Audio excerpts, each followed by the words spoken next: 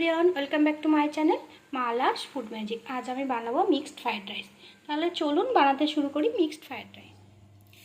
Mixed fried রাইসের জন্য এখানে কড়াই বসিয়েছি, গ্যাসের ওপরে তেল গরম করে নিয়েছি। প্রথমে আমি মাংসের টুকরোগুলো ভেজে নেব।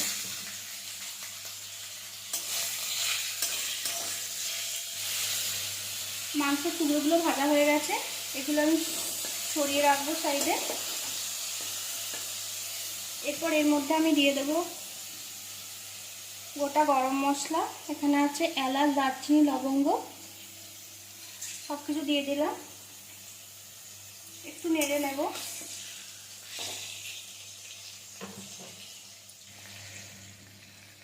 দিয়ে দিচ্ছি একটা তেজপাতা, এটাও ভালো করে ভেজে নেব। ফোড়নের সুন্দর গন্ধ বেরোলে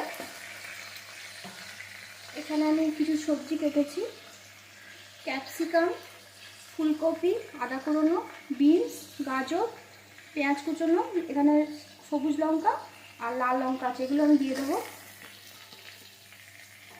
এগুলো ভালোভাবে ভেজে নেব।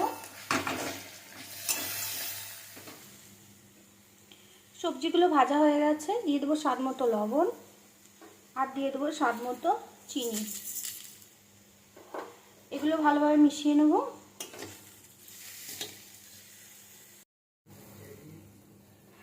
এর মধ্যে দিয়ে দেবো রেডিমেড ফ্রাইড রাইস মশলা, এটাও ভালোভাবে মিশিয়ে নেব।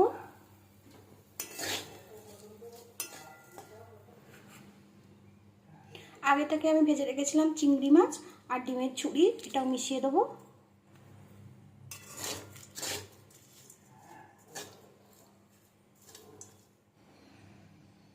এখানে আমি আগে থেকে তৈরি করে রেখেছিলাম বাসমতি চাল, এটা আবার সবজির সাথে মিশিয়ে নেব।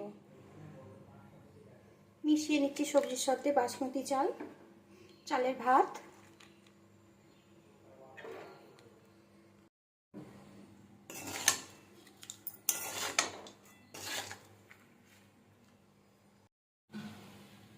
উপর থেকে ছড়িয়ে দেবো কাজু কিশমিশ আর ছড়িয়ে দেবো গাওয়া ঘি।